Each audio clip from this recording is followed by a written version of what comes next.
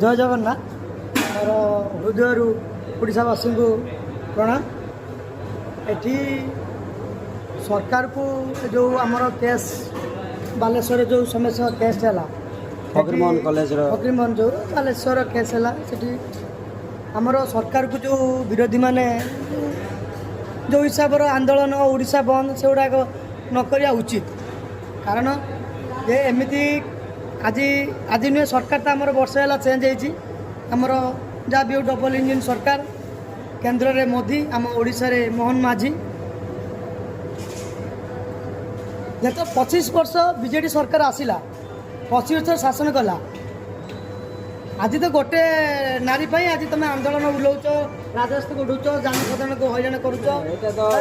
वर्षक भितर तीन टा केस हो गला गोटे बोली केस गोपालपुर बीच रे मर्डर केस कहीं रेप समस्या लोकंर मानसिकता कहीं शुणु आप जोटा कहते मुझे कथा को आपको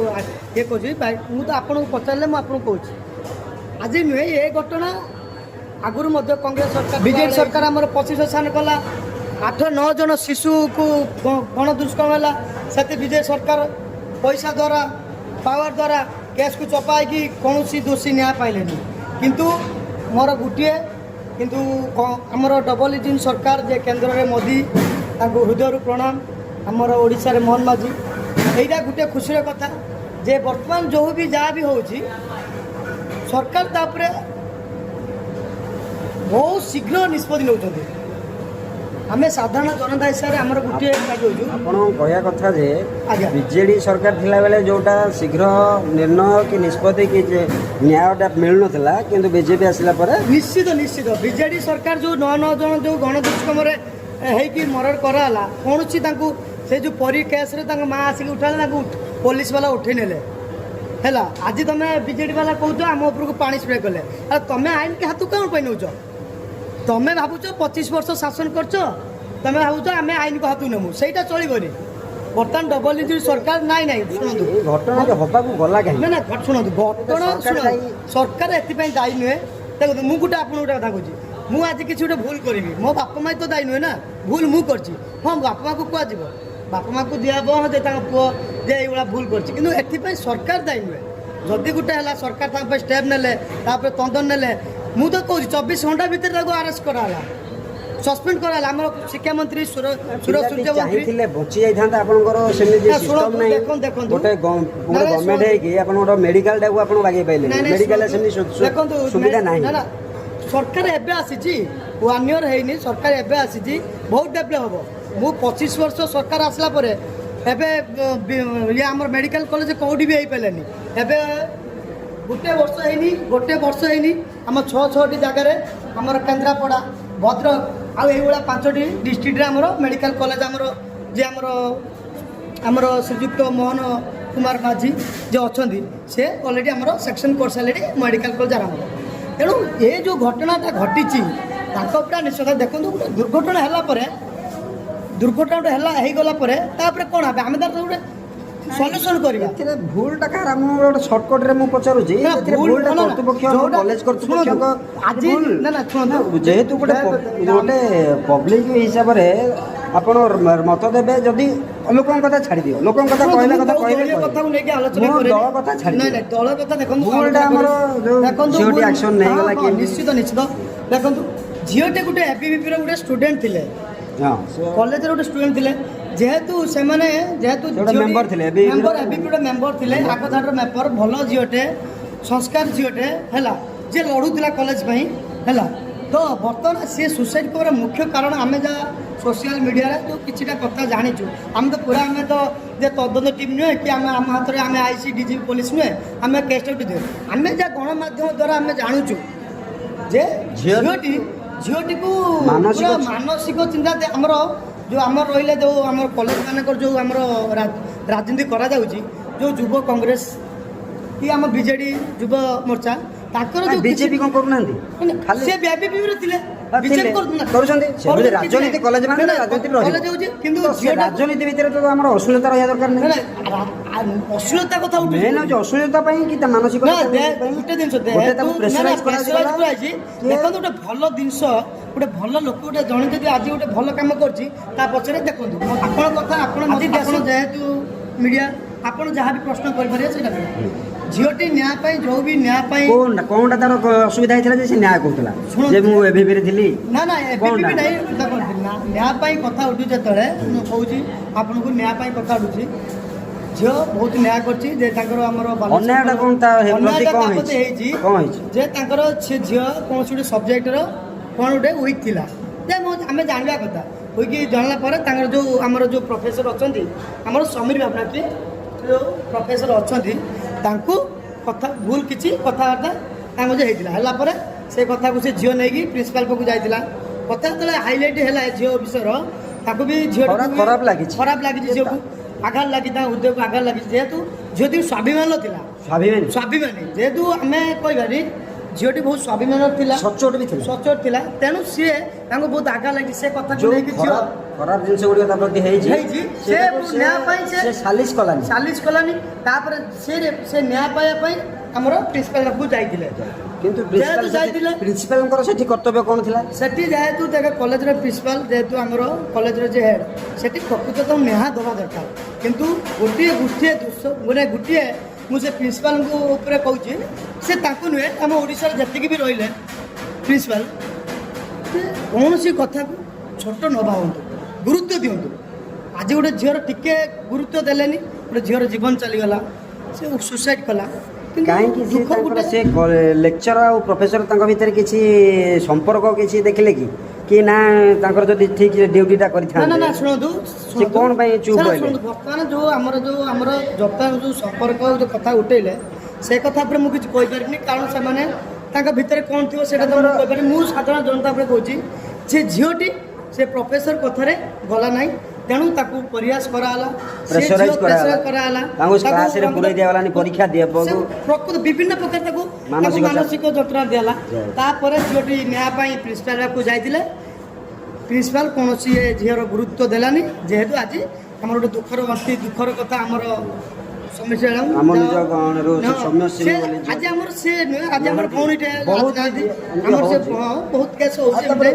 ବିଜେଡି ବି ଥିଲାବେଳେ ବି ଏମିତି ହଉଥିଲା ଆଉ ବିଜେପି ଆସିଲା ତାହେଲେ ପରିବର୍ତ୍ତନ କରିକି ବିଜେଡି କଥା ପଡ଼ିନି ଏଠି ବିଜେପି କଥା ଆମେ ଯେଉଁ ସମସ୍ୟା କହିଲେ ଏଠି ପ୍ରକୃତରେ ମୁଁ ଗୋଟିଏ କଥା କହିବି ଝିଅର କୌଣସି କଥାକୁ ପ୍ରିନ୍ସିପାଲ ବା ପ୍ରଫେସର ବା ତାଙ୍କର ଶୟନକର୍ତ୍ତା ଏଟା କେତେ ଦିନ ଭିତରେ ଗୁରୁତ୍ୱ ଦେଲେନି 15 ଦିନ ହେଇଗଲା ତାର କିଛି ଶୁଣାଣି କିଛି ତଦନ୍ତ ଚାଲିଛି ଆମର ସବୁ ସେଇଟା ଅଛି ସରକାର ସେ ଝିଅଟି ମରିବା ପୂର୍ବରୁ ଯେଉଁ ସେ ଆପ୍ଲିକେସନଟି ଦେଇଥିଲା କି ଅଭିଯୋଗଟି ଶୁଣାଣି ଦେଇଥିଲା ସେ 15 ଦିନ ଭିତରେ ସେ କିଛି ନିଷ୍ପତ୍ତି କି ତାକୁ କିଛି ଗୋଟେ ନିର୍ଣ୍ଣୟ ନ୍ୟାୟ ପାଇଲାନି 15 ଦିନ ଶୁଣନ୍ତୁ ଆପଣ କହିଲେ 15 ଦିନ ସେ ଝିଅର କେସ୍ 6 ମାସ ପୋଲିସ ତ ସେଠି ଆମେ ଦେଖିଛୁ ଯେ ଭିଡ଼ିଓରେ ପୋଲିସ ବି ବସିଛି କାହିଁ ସେଠି ସେ କିଛି ପୋଲିସ କିଛି ଆକ୍ସନ ନେଲା ବୁଝିପାରିଲେନି ଆମ କଥା ଶୁଣନ୍ତୁ ଗୋଟେ 25 ବର୍ଷ ସରକାର ହେଲା ପରେ ପ୍ରିନ୍ସିପାଲ ହଉ ଛାତ୍ର କଂଗ୍ରେସ ଯୁବ ହଉ କି ବିଜେଡି ଯୁବ ମୋର୍ଚ୍ଚା ହଉ ସେମାନେ ଏଠି ଗୋଟେ କଲେଜରେ ରହୁଛନ୍ତି ସେମାନେ କୌଣସି ଏଥିରୁ ଝିଅକୁ କଥାକୁ କୌଣସି ମାତ୍ରାରେ ଗୁରୁତ୍ୱ ଦେଲେ ନାହିଁ ଆଜି ସେଭଳି କାର୍ଯ୍ୟ କଲା ତେଣୁ ମୁଁ ଗୋଟିଏ କଥା କହିବି ଦୋଷୀକି ନ୍ୟାୟ ମିଳୁ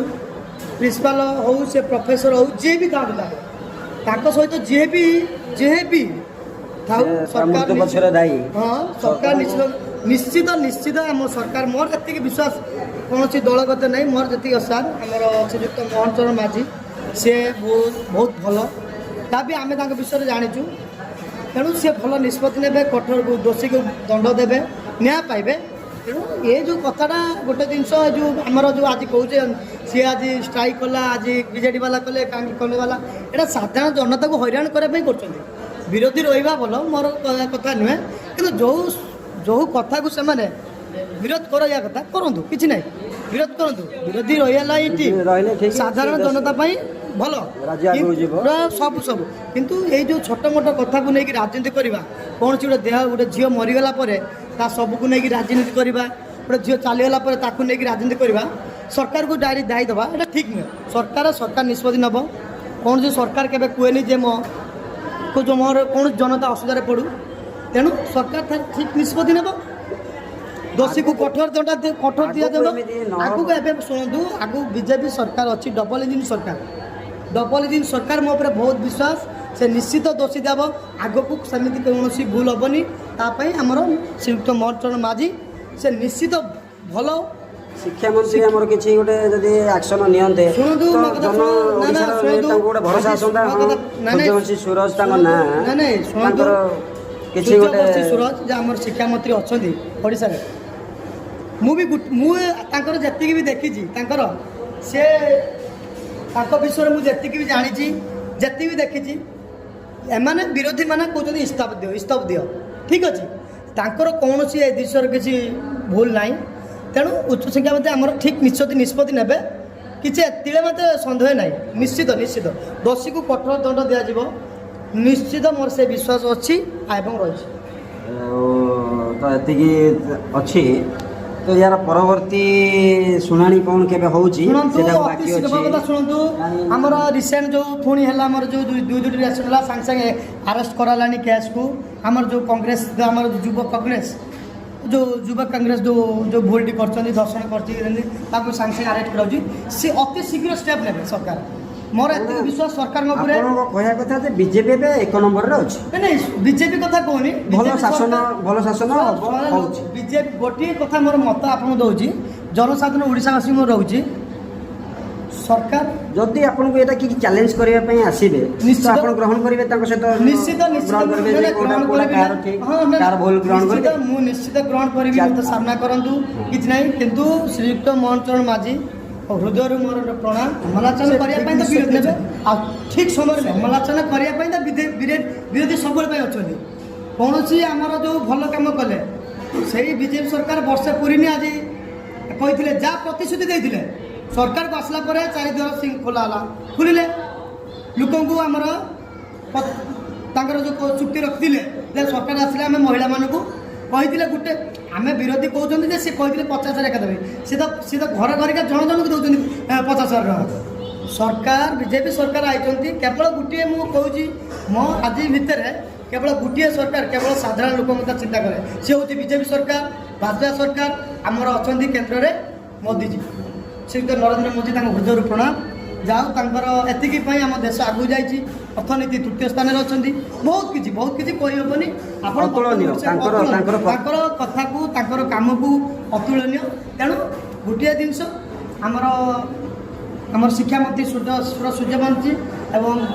ମୁଖ୍ୟମନ୍ତ୍ରୀ ଶ୍ରୀଯୁକ୍ତ ମୋହନ ଚରଣ ମାଝୀ, ଏଇ ଯେଉଁ ଭୁଲଟା ହେଇଛି ତାକୁ ଶୋଷଣ ପାଇଁ ନିଶ୍ଚିତ ସେ କୌଣସି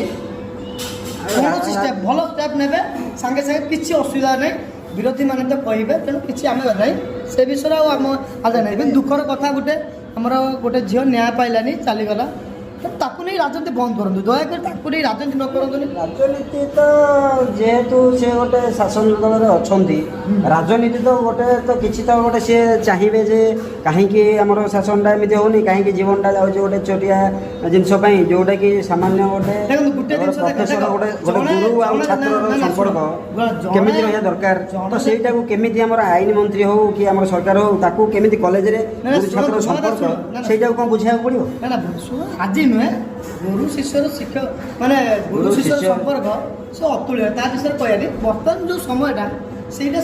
ମାନସିକତା ଏମିତି ସେ ବିଷୟରେ ଆଲୋଚନା କରିବା, ଲୋକମାନେ ଠିକ୍ ଜାଣିଛନ୍ତି। କିନ୍ତୁ ମୋର ଏତିକି ଗୋଟିଏ କଥା, ଯେଉଁ ଜିନିଷଟା ଭୁଲ ହେଇଛି, ସରକାର ଆମର ଶିକ୍ଷାମନ୍ତ୍ରୀ ସୁରକ୍ଷିତ, ସେ ଜିନିଷଟା ନ ହେବା ପାଇଁ ସେ କଲେଜମାନଙ୍କର କିଛି ନା କିଛି ତାଙ୍କର ପ୍ରୟାସ ଚାଲି ରଖିବେ। ଏଭଳି କିଛି ନିୟମ ଆଣିବେ, କୌଣସି ଭୁଲ ହବାର ନାହିଁ। ପ୍ରତ୍ୟେକ ଗୋଟେ ଷ୍ଟୁଡେଣ୍ଟ ହଉ ବା ଝିଅ ହଉ କି ପୁଅ, ସରକାର ଚେଞ୍ଜ ହେଇଛି ମାନେ ସବୁ କିଛି ନିୟମ ନିଶ୍ଚିତ ଧୀରେ ଧୀରେ ସବୁ ଜିନିଷ ସ୍ଲୋ ହବ, କାମ ଚାଲିବ। କିଛି ନାହିଁ, କିଛିଟା ଅଛନ୍ତି କହୁଛନ୍ତି ରଙ୍ଗ ବଦଳା। ଆରେ ରଙ୍ଗ ସରକାର ଆସିଲା, ରଙ୍ଗ ବଦଳିବ। ବସ୍ ହଉ, ଟ୍ରକ୍ ହଉ, ଜାଗା ହଉ, ଏକଲା। ଆଜି ଗୋଟେ ମୁଁ ଜାଗା କିଣିଛି, ସେଟା କ'ଣ ମୁଁ ଆଉ ଜଣ ନାଁରେ କରିବି? ଆଜି ମୁଁ ଗୋଟେ ଜାଗା କିଣିଲି, ଟଙ୍କାଟେ ହଉ 1,00,000 ଟଙ୍କା, ସେଟା କ'ଣ ମୁଁ ମୋ ନାଁରେ କରିବି, ଅଲଗା କାହା ନାଁରେ କରିବି? ତେଣୁ ମୋ ସରକାର ଆସିଲା ମାନେ ସବୁ ଚେଞ୍ଜ। ଚାରିଆଡ଼େ ପୋଷ୍ଟର ଆଦିତ୍ୟନାଥଙ୍କର ହଉ, ମୋଦିଙ୍କର ହଉ, ମୋହନ ମାଝୀଙ୍କର, ତାଙ୍କର